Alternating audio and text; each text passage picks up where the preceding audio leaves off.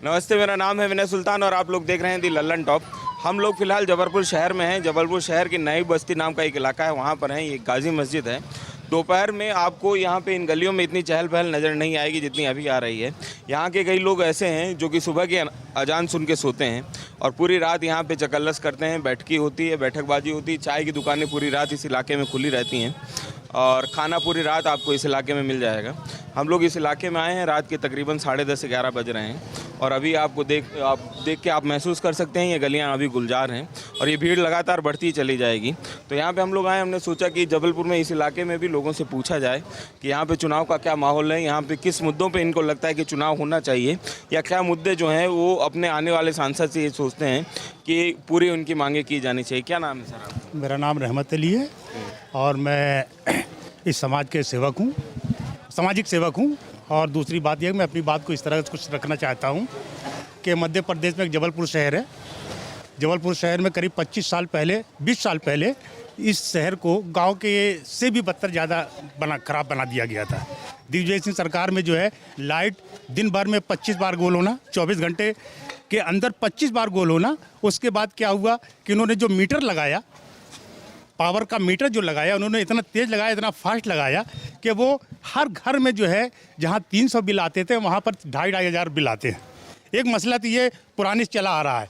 हमारे 15 साल शिवराज सिंह चौहान जी थे, मध्य प्रदेश में जबलपुर को संवारा, बहुत संवारा उन्होंने, अपने तरीके से पूरी सुविधा दी, लेकिन उन्होंने भी इस मीटर को अलग नहीं किया। अब ये आम जनता के ऊपर जो ये मीटर जो लगे हुए हैं, इलेक्ट्रॉनिक मीटर जो लगे हुए हैं, ये बदलना चाहिए।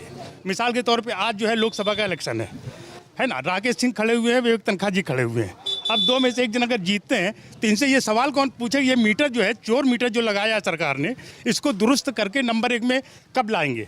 कब तक ये जनता से खून चूसते रहेंगे? आपने इसकी शिकायत कहीं आप लोगों ने की थी? बहुत शिकायतें की सर, शिकायतें तो बहुत गई हैं पीईबी में, लेकिन सवाल बात सुने कौन? भारतीय जनता पार्टी की सरकार में कोई सुनने वाला नहीं सर। एक चीज़ की कमी रही है, काम तो किया इन्होंने, लेकिन शिवराज सरकार में कहीं भी शिकायत लेके जाओ कोई सुनने वाला नहीं। कांग्रेस के दौर में एक चीज़ थी कि कहीं भी शिकायत लेके जाया जाता था तो शिकायत सुनी जाती थी, लेकिन एक दिक्कत हुई भारतीय जनता पार्टी के 15 साल की सरकार में कि कोई भी शिकायत लेके जाए कोई सुनने वाला, कहाँ जाए? ये आम जनता जाए कहाँ? आप खुद बताएं, आप खुद मतलब मीडिया से हैं, आप अपना मसला किसको बताएंगे? कहाँ लेके जाएंगे? कोई तो होगा। अगर एमपीबी ऑफिस में हम जाते हैं बाबू से मिलने, तो सुनने वाला नहीं। टीआई थाने में सुनने वाला नहीं, कोर्ट में वकील सुनने वाला नहीं, मजिस्ट्रेट सुनने वाला नहीं। भोपाल में 8 लोग को मार दिया गया जेल से बाहर से निकाल के, कौन सुनने वाला है? कौन सच्चाई को सुनने वाला है सर? इससे लिहाजा हमारा कहना ये है कि राकेश सिंह, विवेक तनखा जी हैं, आज जब जीतते हैं ये, तो इनसे सवाल कौन पूछे? हमारा क्षेत्र जो है थोड़ा सा अनपढ़, मतलब कहने का कम पढ़ा लिखा है, सवाल नहीं पूछ पाता। ये जीत कर हम लोग के लिए कुछ क्या करना चाहते हैं, कुछ तो बताएं कि हम जीतेंगे तो ये करेंगे, ये कर देंगे, ये कर देंगे, तुम्हारा मीटर अलग करवा देंगे। बेरोजगारी फैली हुई है तो बेरोजगारी ख़त्म करने की कोशिश करेंगे, जो बेरोजगार हैं उनको रोजगार देंगे। हमारे मुसलमानी क्षेत्र में जितने भी बैंक हैं, मुस्लिम क्षेत्र को लोन नहीं देता। क्यों नहीं देता भाई? क्यों नहीं देता भाई? आपका बैंक अगर मुस्लिम क्षेत्र ने कुछ लोगों ने लिया है, आप कहते हो कि यहाँ पर जो है लाल निशान लगा दिया आपने कि भाई ये जो है फला पैसा वापस नहीं करते। मैं बैंक से कहता हूँ ये हूँ कि हिंदू लोग जितने वोट बैंक से पैसा लिए, दोनों लिस्ट सामने रखो, दोनों लिस्ट सामने रखो। आप फिरका परस्ती हम लोग को बांट के मत रखो। हिंदुस्तान हमारा है, देश हमारा है, जान हाजिर है देश के लिए, लेकिन फिरका परस्ती ये नेता लोग जो कर रहे हैं अच्छी बात नहीं है। आज विवेक तनखा जी खड़े हुए हैं, ठीक है, इनके ऊपर कितने केस होंगे? राकेश सिंह के पास कितने केस होंगे? लगन भैया के पास कितने केस होंगे? अंचल भैया के पास कितने? ऐसे लोगों को जब आप टिकट दोगे तो देश जो है गड्ढे में जाएगा सर, डूबेगा ही डूबेगा। जनता का कोई सुनने वाला नहीं होगा। हिंदू मुस्लिम, हिंदू मुस्लिम, हिंदू मुस्लिम करके बर्बाद करके रख देंगे। इससे लिहाजा मैं ये चाहता हूँ कि विवेक तनखा जी जीतें या राकेश सिंह जीतें, जनता की जो है फरमाइश, उनकी जो ख्वाहिशात है उनकी पूरी करने की कोशिश करें। आज हमारी बच्चियाँ पढ़ रही हैं, ठीक है, अब उनको कॉलेज चाहिए, कहाँ है कॉलेज? विक्टोरिया मरीज लेके जाओ तो वहाँ दवा नहीं मिलती, डॉक्टर मौजूद नहीं मिलता सर, कहाँ लेके जाएंगे हम? यहाँ से मेडिकल जाओ तो वहाँ भी ना दवा मिलती ना डॉक्टर मिलता। नज़दीकी हॉस्पिटल आपका कितना दूर है? विक्टोरिया कितनी दूर है? 1.5 किलोमीटर है सर। हाँ, साधन से जाते हैं, लेकिन वहाँ पर आज भी मध्य प्रदेश के जबलपुर शहर के अंदर हमारे जो है दवा के मामले में मेडिसिन के मामले में बहुत लूटा मारी है सर। 1 रुपए की चीज़ 300 रुपए की दी जाती है, 300 रुपए की चीज़ 6000 रुपए की दी जाती है। अब ये बताओ कि एक मरीज अगर चला गया, ये समझ लो कि मैं प्राइवेट में जाएगा, क्योंकि सरकारी में इलाज होता नहीं है, प्राइवेट में जाता तो घर मकान बिक जाता है उसका सर, उस मरीज को बचाने में। इससे लिहाजा मैं अपील करता हूँ इस सरकार से, जो भी सरकार बने, सरकार तो बनेगी, हर हाल में बनेगी और बनना चाहिए, लेकिन अच्छे लोग आए, आवाम के लिए आए। और समाज में जो योजनाएं बनती हैं सर, जो विधायक सांसद जो जीत कर जाते हैं, जो सदन के अंदर बनाते हैं बजट या बनाते हैं, जो भी करते हैं, हमें ये बताओ ये बजट का पैसा करते क्या हैं ये लोग? ये बजट का पैसा किस तरफ जाता है, किस वक्त करवट लेता है? किसान का भी अगर बजट बनता भी है, वो पैसे कहाँ ले जा खा जाते हैं नेता लोग? बुनकर का पैसा जो बनता है वो कहाँ खा जाते हैं? बेरोजगारों का पैसा जो पास होता है वो कहाँ से खा जाते हैं? इससे लिहाजा मैं नेता लोगों से ये अपील करना चाहता हूँ कि इस देश को समझे खून से पसीजा गया है, हमारे पुरखों ने इस देश को आज़ादी से लड़ाई करके जीता गया अंग्रेज़ों से। अंग्रेज़ से ज़्यादा बदतर हो गया यहाँ कानून ज़्यादा, कोई कानून में कोई सुनने वाला नहीं। फैसला बताइए, आप थाने में जाएं, मार भी खाएं और हमारे ऊपर केस भी लगे। क्या है इस देश की नीति?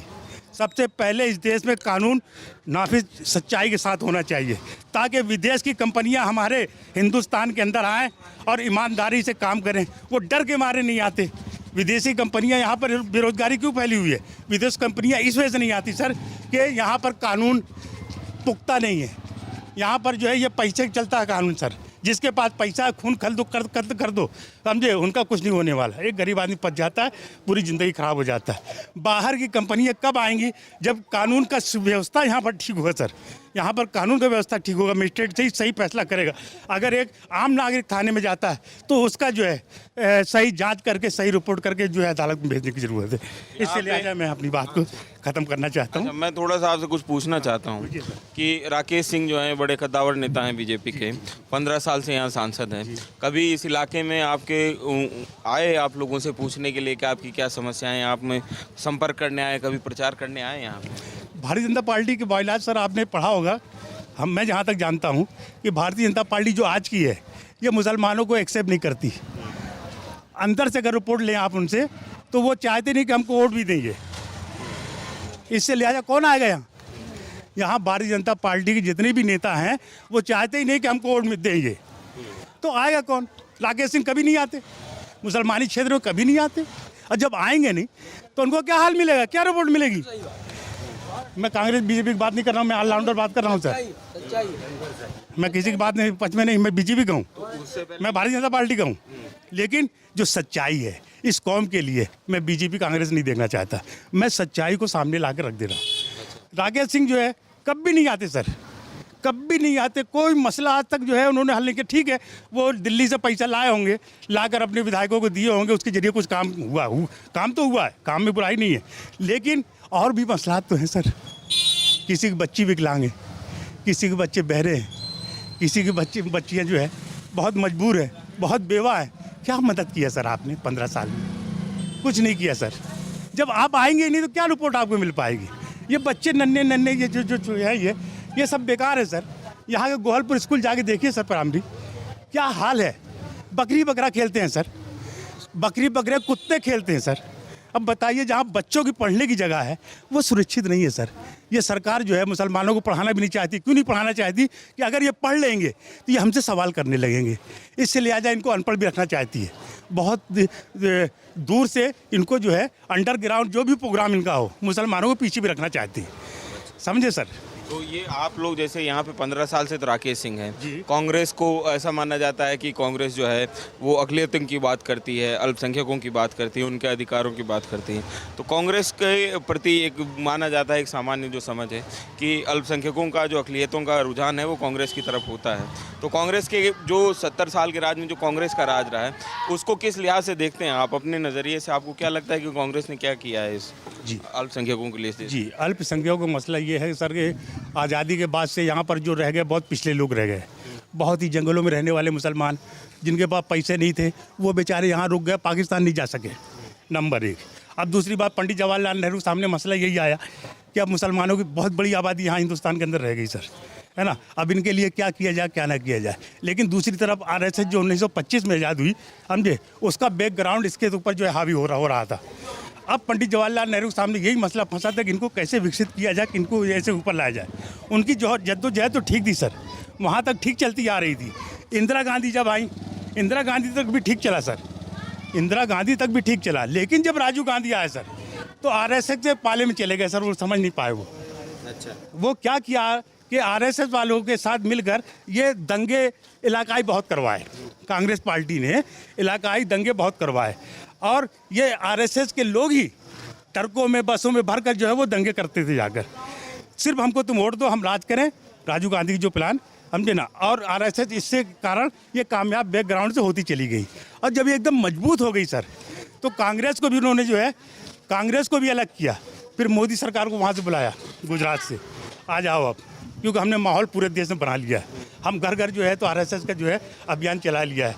अब जो है आप अब आ जाइए, आप समझे, अब आप राज कीजिए। तो आपको कभी ऐसा बुरा नहीं लगता कि मुस्लिम को सिर्फ वोट बैंक समझ लिया जाता है इस पूरे डेमोक्रेसी में, इस पूरे जमहूरियत के जितने भी ये चुनाव होते हैं, इसमें सिर्फ एक वोट बैंक की तरह बढ़ता जाता है कि मुस्लिम वोट इधर जाएगा उधर जाएगा टाइप में?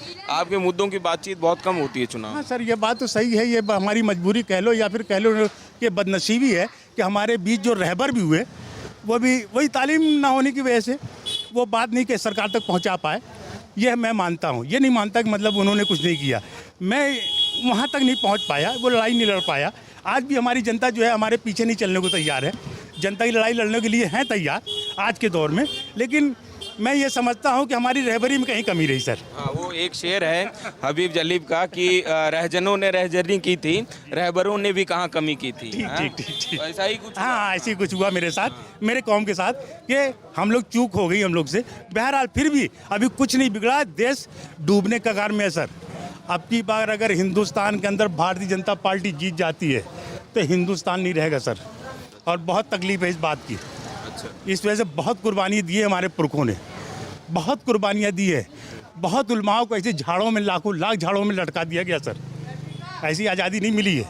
लेकिन अब सवाल इस बात का, अगर भारतीय जनता पार्टी जीत जाती इस देश में तो इस देश का भला नहीं होने वाला सर, भला नहीं होने वाला। हिंदुत्ववाद चाल लागू करके, समझे कि नहीं, इस हिंदुस्तान में और जो लोग हैं अक़लियत में, खाली मुसलमान ही नहीं, सिख भी हैं, ईसाई भी हैं, यहूदी भी हैं, है ना, बहुत सी जाते हैं। ये सब के लिए खतरे की जो है घंटी बज रही है सर। ये हम लोग दहशत में जी रहे हैं इस हिंदुस्तान में, दहशत में जी रहे हैं सर। आज भी एक ट्रक भर के भीड़ आती है, उल्टा सीधा कह के चली जाती, कोई कानून नहीं। सबसे बड़ी चीज़ मेरा कहना है मतलब ये, यहाँ कानून व्यवस्था सुधार दी जाए तो ये सब चीज़ें नहीं हो पाएंगी। अब बाहरी कंपनियां भी आने लगेंगी, कारोबार अफराद हो जाएगा सर, अपने अपने काम में लग जाएंगे। कारोबार ना होने की वजह से फालतू घूमते रहते हैं और ये मसले खड़े रहते हैं। अच्छा, इस वजह से ये कारण है सर। अच्छा, ये आपका क्या नाम है? आइए थोड़ा आगे आइए। हाँ, मोहम्मद रहीम अंसारी। अच्छा, आप क्या उम्र है आपकी? 22। इस बार वोट डालने जाएंगे? दूसरी बार है, सेकंड। दूसरी बार वोट डालने जाएंगे, तो क्या सोच के जाएंगे वोट डालने? इस बार मेरे को मैं वोट डालूंगा तो इंडिया। हम ये नहीं पूछ रहे किसको वोट डालेंगे, किसी को मैं नहीं, मैं पूछ ही नहीं रहा वोट हूँ। डालूंगा। हाँ, देश इसमें शिक्षा का, ये देखिए आप क्या लगा हूँ। ये अभी मैं थोड़ा सा काम से आया। शिक्षा के प्रति डालूंगा, यानी तो फिर रोजगार के ऊपर। जो किसी पार्टी का व्यक्ति हो उससे मेरे को मतलब नहीं है। मेरे को अगर कोई देश इसमें कोई अच्छा लगता है कि यार ये देश के लिए लीडर अच्छा होगा तो मैं उसको वोट करूंगा। अच्छा, कौन से, मतलब आप ये बताइए कि यहाँ जो दो लोकल कैंडिडेट हैं, कौन युवाओं को रोजगार की बात कर रहा है, शिक्षा कौन तो सभी हैं सर, मगर देता कोई नहीं है। खास तौर पे हम अल्पसंख्यक लोग को, हम लोगों को कोई नहीं देता है। आते हैं, बता देंगे ऐसा कर लो वैसा कर लो, करेंगे कुछ नहीं, और फिर भूल जाते हैं, फिर उसके बाद आते ही नहीं है। अभी तो आएंगे, इतना मस्का लगाएंगे कि ऐसा कर लो वैसा कर लो, ये कर देंगे तुम्हारी बस्ती, वो कर देंगे, करेंगे कुछ नहीं। ये हमारी बहुत ज़्यादा समस्या है। आप इतने लड़के हैं, समझ आज भी, यानी 10-12 साल के लड़के हमारे यहाँ के वर्किंग करते हैं, लोग काम करते हैं बच्चे। शिक्षा की कमी है, शिक्षा नहीं है। स्कूल के हालात देख लो आप, सरकारी स्कूल बिल्कुल नहीं लगेगा। ऐसा लगता है जैसे गाय भैंस पालने की जगह हो, कोई मतलब नहीं है। जिसको जो आता है वो बोल के चला जा रहा है। ना सफाई का कोई वो है, ना कुछ भी नहीं है। इसलिए अब की बार सिर्फ वो उसी ईद पे वोट करेंगे हम। कोई भी नेता आएगा आप उसे सवाल जरूर पूछिएगा कि क्या करवाने वाले हैं आप हमारे इलाके बोलेंगे सभी, अगर हम बोलेंगे कि ऐसा कर दो, बोलेंगे हाँ बिल्कुल हो जाएगा, मगर होगा नहीं वो मेरे को मालूम है।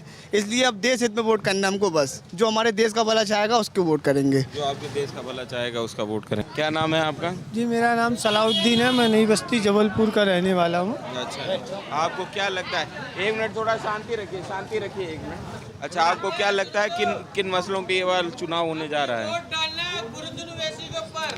मैं ये बोलना चाहता हूँ कि लोग जैसे हमारे मुख्यमंत्री जी ने जो वादे किए थे, उन वादों पे क्या वो खरे उतरे? उन्होंने तो कहा था कि हम बेटी बचाओ बेटी पढ़ाओ अभियान चालू किया, पर कांग्रेस की राज में जो बेटियां थीं उन बेटी को देख लो, और आज बीजेपी की राज में जो बेटी है, एक भी बेटी सलामत नहीं है। बेटी बचाओ बेटी पढ़ाओ का अभियान बनाते हैं ये, और झूठे वादे करते हैं कि हम काला धन लाएंगे और काला धन ला करके हम जनता को देंगे, हर जनता को 15-15 लाख रुपए देंगे। मैं पूछना चाहता हूँ किस जनता के अकाउंट में उन्होंने 15 लाख डाला, किस बुनियाद पे वो कह रहे हैं आप? काला धन की जरूरत नहीं है, 15 लाख की जरूरत नहीं, रोजगार आ जाए। इंडियन आज इतने सक्षम है, लोग मेहनत करना जानते हैं, खून पसीने देश को बहुत आगे ले गए हैं, कोई टेंशन नहीं, रोजगार आ जाए, खुद ही ऑटोमेटिक सब सिस्टम सुधर जाएगा, जरूरत ही नहीं। वो रोजगार की बात करते हैं कि मैं ये दूंगा मैं वो दूंगा, क्या दिए मुसलमानों को? उनकी नज़र में मुसलमान जो है ना एक जाहिल गवार समझे उन्होंने कि वो जीतने की बात करते हैं। क्या हमको वोट डालना है, आप मुझे वोट दो, मैं ये करूँगा, मैं मकान बना दूंगा, मैं काला धन लाऊंगा, मैं ये दूंगा, और किसकी बात करेंगे आप? हमको उस आदमी को चुनना है जो हमारे शहर को चला ले, हमारा शहर चलाए, पढ़ा लिखा व्यक्ति होए। आज हम राकेश सिंह की बात करते हैं, इतने सालों से वो सांसद बने हुए हैं, क्या मुस्लिम एरिया में एक चक्कर आए? वो सिर्फ जो है ना पागल समझे कि मुसलमान पूरे पागल है। मुसलमान पागल नहीं है यार। राकेश सिंह जी को मुस्लिम क्षेत्र का 8 वार्ड गंधाता है, उनको बदबू मारता है, इधर आने से डरते हैं। वो 6 लाख वोट है, लेकिन यहीं के वोट से जीतते हैं, लेकिन उनको गंधाता है ये वार्ड। उनको अब की वोट नहीं मिलेगा, उनको बस हाईवे रोड से निकाला जाएगा, इधर से वोट नहीं मिलेगा उनको ये वोट गंद मारती है। बस इतना ही बोलना था। आप क्या कह रहे हैं? अब मैं ये जानना चाहता हूँ, हमारे यहाँ की जो मुस्लिम एरिया हैं, जो हमारे मुस्लिम एरिया में लोगों ने, इतने नेताओं ने इतने वादे किए, इतने पक्के वादे किए, पर एक वादे में भी कोई खरा नहीं उतरा। अब हमको जिसको वोट करना है, हम लोगों की आँखें खुल गई है कि कौन सा व्यक्ति है। कि आज मैं छोटी सी बात करूँ कि एक छोटा सा समर गाड़ी हमारी कांग्रेस की राज में, कम से कम किसी इंसान का कोई कागज़ बनाने के लिए हम लोग जाते थे ना, हमारे बाप दादा लोग, तो वो कागज़ जमा करते थे तो आने वाले महीने में उनका बनता था। लेकिन आज कागज़ जमा होता है, अगले महीने रिजेक्ट हो गया, क्योंकि ये घोषखोरी सारी बीजेपी की राज में। स्वच्छ भारत की गाड़ी आती मोहल्ले में, स्वच्छ भारत की गाड़ी आती है, पर ये स्वच्छ भारत अभी क्या है? सांसद चलाओ, यही चलाएंगे, सांसद जीत के चले जाएंगे वो भी। मोहल्ले में सफाई कचरा उचरा उठाने आती कि नहीं गाड़ी? आती है, इसलिए कि अभी हमारे यहाँ आती है, कचरा उठाती है, सिर्फ एक ही काम का हुआ है कि कचरा उठाओ। पर कचरा उठाने से क्या मिला? लोगों के घर में चिकनगुनिया पहुँच गई, लंगड़े बुखार पहुँच गए। ये तुमने दे दिया हमारी एरिया को, हमारे एरिया को तुम लोगों ने जो कचरा उठाने से चिकनगुनिया कैसे फैल गए? क्यों भाई? जमाने की गंदगी ला के इधर दिए, इधर की गंदगी उधर ले गए, तो लोग बाग जो खुश थे, कम से कम बाल्टी से कचरा ले जाते थे ना, तो अपने घर के बाहर फेंकते थे। आज तुम्हारी गाड़ी आती, उससे हमारे यहाँ लंगड़े बुखार पहुँच गए। 2 साल तक हमारे यहाँ के लोग परेशान थे, आज तुम आचार संहिता की धारा लगाते हो। किस बात पे? आप देख लो, रात का 11 बजा है, ये आचार संहिता लगेगी? ये चुनाव मामला है, क्योंकि 11 से पहले व्यक्ति अपने घर होना चाहिए, लेकिन हमारे मुस्लिम एरिया में ऐसी कोई देख नहीं है। तो हम किस आधार? ये किसने बताया आपको कि 11 से पहले आदमी घर में होना चाहिए? क्योंकि आचार संहिता का उल्लंघन होना चाहिए ना। क्या उल्लंघन कैसे हो जाना चाहिए? क्यों, कैसे होएगा? आप बताओ ना। 11 के बाद आदमी चुनाव के वक्त बाहर नहीं घूम सकता है, किसने कहा आपको? चुनाव के वक्त बाहर घूम सकता, पर ऐसी आबादी होने की है क्या? नहीं है। लेकिन हमारे मुस्लिम एरियो में कोई रेख देख नहीं है, ना कोई महापावर, ना कोई सांसद, ना कोई मंत्री कभी इस एरियो के अंदर आने की कोशिश नहीं करता है, और उसने देखा नहीं कि इस एरिया के क्या है माहौल। असल में क्या है, ये चुनाव हो चुका है मेजॉरिटी वर्सेस माइनॉरिटी। माइनॉरिटी को लगता है कि बीजेपी उनके लिए नहीं है और मेजॉरिटी को लगता है कि बीजेपी उनके लिए है। तो जो जिसके हालात में जीतता है वो वहाँ पे दिखता है, और कोई मसला नहीं है। यहाँ पे आप किसी से भी बात करेंगे, लोग बात करने में कैमरे के पीछे बोलना चाहते हैं, कैमरे पे बोलने की हिम्मत किसी की नहीं है। जब तक कैमरे के बोलने पे हिम्मत नहीं आएगी तब तक यहाँ कुछ नहीं हो सकता। इंसान दोष लगा सकता है, लोगों को बोल सकते हैं, पर कुछ बोलेंगे नहीं। इनके अंदर हिम्मत है, ये बोल पा रहे हैं। अगर लोग बोलेंगे नहीं तो उनका कुछ होगा नहीं। आपके हिसाब से इस पूरे इलाके में सबसे बड़ी समस्या क्या है? रात जगना, दिन सोना। यहाँ पे रात के 3 बजे 4 बजे तक लोग जागते हैं, सुबह 2-3 बजे तक सोते हैं। ये सबसे बड़ी समस्या है। तालीम की कोई कमी नहीं। तालीम जब से Jio 4G आया है, तालीम पेल पेल के मिल रही है।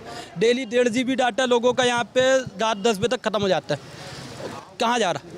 तालीम मिल रही है, तरबियत और तहजीब नहीं है। रात जगना, दिन सोना, जब तक यहाँ रहेगा तब तक ये दिक्कत रहेगी, और जब तक लोग बोलेंगे नहीं तो ये दिक्कतें रहेंगी। वैसे आप कितने बजे सो जाते हैं? कभी 12 बजे, कभी 1 बजे, कभी 2 बजे। सुबह उठने का टाइम है सुबह। फिर भी 4 बजे सोने वालों से बेहतर हैं आप। हाँ। सुबह 8 बजे उठने की हिम्मत है।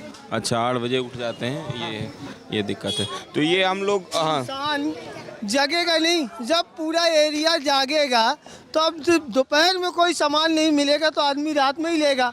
अब दोपहर में सामान मिलेगा क्यों? जब रात भर आदमी जागेगा तो दिन भर सोएगा। अब ये क्यों हो रही? अगर तुम्हारी बीजेपी की शासनकाल या तुम्हारे विधायक, सांसद, मुख्यमंत्री अगर इस चीज़ का उल्लंघन कर दे कि रात बंद करो जगाना, तो यहाँ के लोग नहीं जगेंगे। अरे यार भाई साहब, आप एक बात बार बार कह रहे हैं कि सरकार कर दे कि रात 11 बजे कोई बाहर नहीं निकलेगा। सरकार क्यों कर देगी यार? आदमी जो 2 बजे सोना चाहे वो 2 बजे सो, जो 4 बजे सोना। अपनी उल्लंघन अगर अपनी सरकार बनाती है ना, तो वो किस बात पे? झूठे वादे तो करती है ना। वादे करने कि मैं ये कर दूंगा, मैं वो कर दूंगा। कोई एक चीज़ मुझे करके दिखा दे कि इन्होंने ये कर दिया। इसलिए मुझे इन लोगों से नहीं, इस बार हमको जो लाना है। आप क्या चाह रहे हैं? वहाँ पर यहाँ आके लोरी सुना है तो सब सो जाए? पर जब वोट लेने की बारी आती है तो वो बराबर आते हैं। क्या वोट लेने की बात करते हैं, वोट लेने का टाइम आते हैं, उसके बाद 5 साल दिखाई नहीं देते। अरे वो बात मसला अलग है। आप कह रहे हैं कि जल्दी सोते नहीं, बाद में सोते हैं, सरकार को कानून बना देना चाहिए। बहरहाल हम लोग यहाँ पर हैं नई बस्ती में, और ये गाजी मस्जिद है। यहाँ पे हम लोग लोगों से बातचीत करने की कोशिश कर रहे थे। तरह तरह के ओपिनियन, तरह तरह के नज़रिए हमारे सामने आए, और हमको बहुत मज़ा आया यहाँ पे लोगों से मिल के। हम लोग यहाँ पे अब इसके बाद में खाना वाना खाएँगे और तसल्ली से अब जाके सोएंगे। मेरा नाम विनय सुल्तान है, कैमरे के पीछे हैं राशिद। आपका ये वीडियो देखने के लिए शुक्रिया। खबरों में भी आ गया है पहले आओ पहले पाओ ऑफर। दी लल्लन टॉप ऐप एंड्रॉइड पर है ना, तो न्यूज़ का ख्याल करो, सबसे पहले इंस्टॉल करो।